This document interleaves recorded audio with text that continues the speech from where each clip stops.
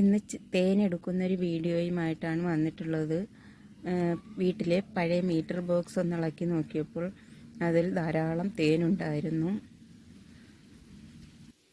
ഇപ്പോൾ തേനെടുക്കുന്ന സമയമായതുകൊണ്ട് തന്നെ അതിൽ തേനീച്ച കുഞ്ഞുങ്ങളൊന്നും ഇല്ലായിരുന്നു.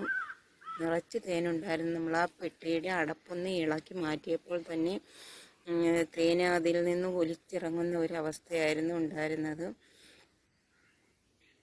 ഇത് ചെറുതേനീച്ച കൂടായിരുന്നു. ഒരുപാട് ഔഷധ ഗുണങ്ങളുള്ള തേനാണ് ചെറുതേൻ. വൻതേനിനേക്കാളും ഔഷധ ഗുണങ്ങൾ ധാരാളമുള്ളത് ചെറുതേനിലാണ്.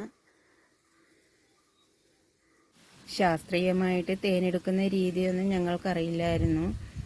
തേനീച്ചയുടെ കടിയേൽക്കാതിരിക്കുന്നതിനായി ആദ്യം തേനീച്ച കൂടിന് പുറത്തൊന്ന് പുകച്ചു കൊടുത്തു. അത് കഴിഞ്ഞാണ് നമ്മൾ ഈ മീറ്റർ ബോക്സ് ഇളക്കുന്നത്. ഇളക്കിയപ്പോൾ നമുക്ക് ധാരാളം തേൻ കിട്ടി.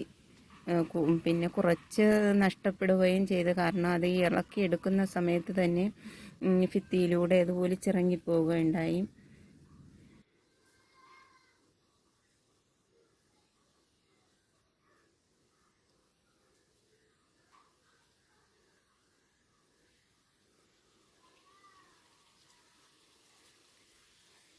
ഇത്രയും തേൻ നമുക്ക് കിട്ടിയിട്ടുണ്ട്.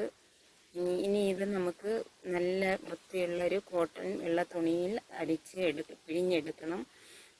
അപ്പോൾ അതിനായി നമുക്കിതൊരു കോട്ടൺ തുണിയിലേക്ക് ഇട്ട് കൊടുക്കാം.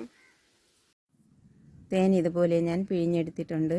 ഇനി ഇത് വെയിലത്ത് വെച്ച് ഒന്ന് ചൂടാക്കി എടുക്കണം. അതിനുശേഷം നമുക്കിതൊരു കുപ്പിയിലാക്കി വയ്ക്കാം. വീഡിയോ ഇഷ്ടമാവുകയാണെങ്കിൽ ലൈക്ക് ചെയ്യാൻ മറക്കരുത്. സബ്സ്ക്രൈബ് ചെയ്യാത്ത കൂട്ടുകാരുണ്ടെങ്കിൽ ഒന്ന് സബ്സ്ക്രൈബ് ചെയ്യുകയും ചെയ്യണം.